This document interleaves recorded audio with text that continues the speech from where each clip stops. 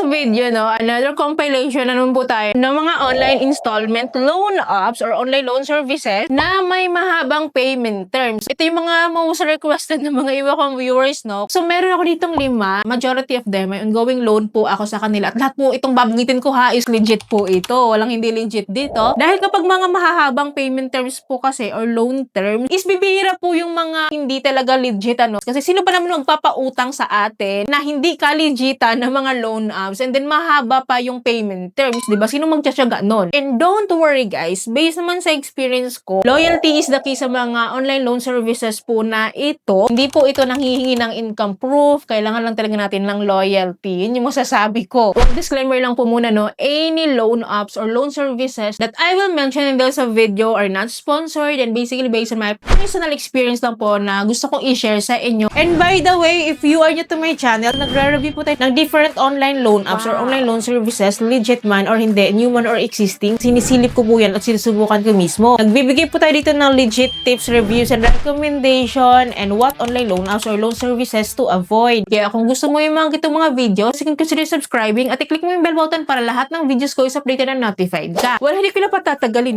So, first on my list is si Home Credit Cash Loan. Guys, wala tayong question sa legitimacy ni Home Credit, And for us to have this one, we need to have, of course, a Home Credit app. Kasi sa loob ng Home Credit app, meron silang dalawang loan offer. Si product loan tsaka si cash loan. Pero eto sabi ko nga sa inyo, loyalty is the key din dito kay Home Credit dahil based sa experience ko and based din sa knowledge ko dito regarding Home Credit Cash Loan, we need to have first their product loan. Doon yung pinaka-stepping stone po nila para magkaroon po sila sa atin payment records kung good payer ba tayo or not. Kasi kung good payer ka and maganda payment behavior mo, hindi po sila mag-aatubili. Offeran po tayo ng pa-cash loan feature po nila. But guess what guys? Alam nyo ba? Ang haba-haba ng payment terms po ni Home Credit Cash Loan. Anyways, nag-offer po pala siya ng up to 150,000 pesos. Believe me, malaki po sila mag-offer. Well, ito na nga, sabi ko sa inyo, napakahaba ng kanilang payment terms dahil kaya nilang magbigay or magpautang ng up to 5 years to pay. Yes, up to 60 months to pay. Kayang-kaya kanilang pautangin. Nagsisimula po siya usually sa 6 months to pay, after 16 months to pay. Ganun siya kahaba. Bahala ka na lang kung anong kaya mong bayaran. Depende po yun sa installment term na gusto mo. Well, sa interest rate naman, kasi ang dami yung reklamo dito kay Home Credit. Pero based sa experience ko, guys, mas preferred ko yung short-term payment nila like 6 months, 9 months, or 12 months kasi mas hindi ako lugi sa interest rate. Nangutang po ako dito ng 35,000 pesos and then 6 months to pay ko siyang binayaran. Ang interest rate ko dito nasa 2% lang. So, lugi na ba ako doon? Hindi talaga ako lugi doon. Magiging lugi lang tayo sa interest rate kapag sobrang long term. So, imaginein mo yun. Malalaman nyo rin yan kapag may offer kayo. So, second on my list po is si Maribank Credit na dating si Bank Credit. So, ngayon po kasi Maribank app na siya, So, to have Maribank Credit po,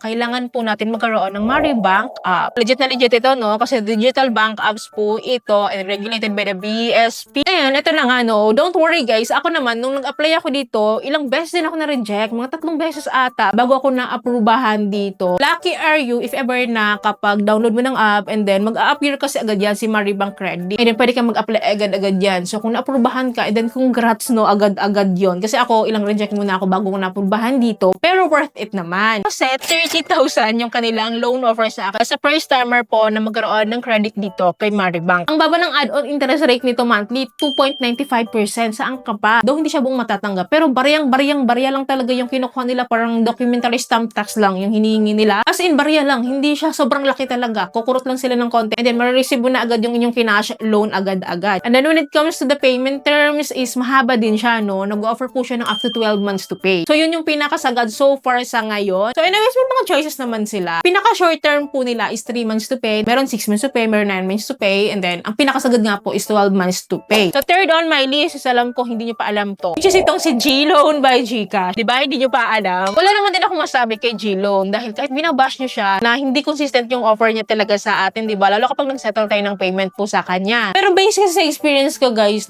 depende kasi yon sa ating payment records or sa ating credit scoring po. Hindi lang po sa G-Score kundi outside GCash app.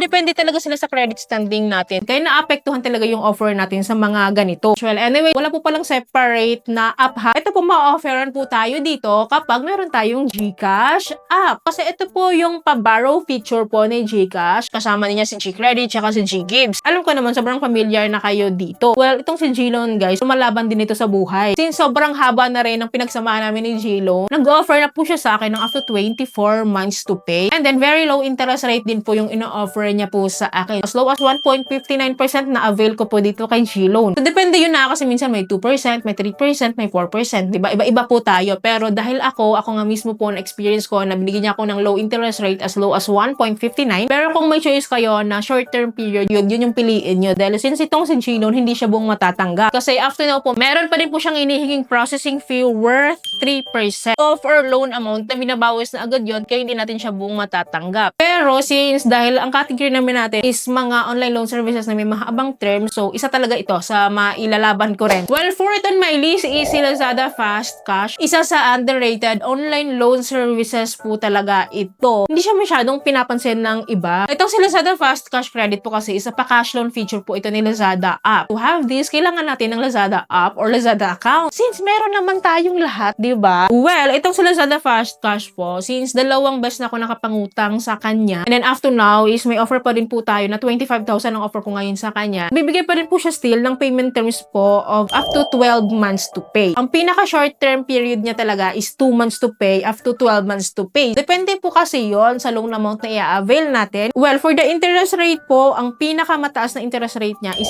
6%. Ang pinaka mababang interest rate niya naman is 4%. Depende po yun kung gaano kahaba yung ating loan terms po sa kanya na pipiliin. So at least may idea kayo. Well, lastly, fifth on my list is itong si S-Loan by Shopee. Itong sa S-Loan, napakasipag nitong mag-increase lalo kapag lagi natin siyang inuutangan. Mind you, nasa 75,000 pesos na po yung offer po ni S-Loan sa akin and may ongoing loan ako dito ngayon. Well, itong kay S-Loan lang po is hindi lang siya buong matatanggap kasi may kinukuha po siyang admin fee na 1% of our loan amount. Ang interest rate po sa akin na S-Loan is nasa 4.95%. Monthly po yun ha. Monthly po yung payment ko po kasi dito. So, yun yung maganda naman. Hindi tayo pressured bayaran kasi monthly yung payment. And then, nagbibigay po siya ng payment terms of 12 months to pay. So, ang pinaka short term niya po is 3 months to pay. Then, may 6 months din sila, may 9 months din sila. So, pipili na lang tayo kung ano yung bet natin doon. Ang pinakamahabang terms talaga nila is 12 months to pay or 1 year to pay. Well, itong sa S-Loan guys, no, wala po siyang separate app ha, na solong S-Loan app talaga. Ito po ay matatagpuan natin kay Shopee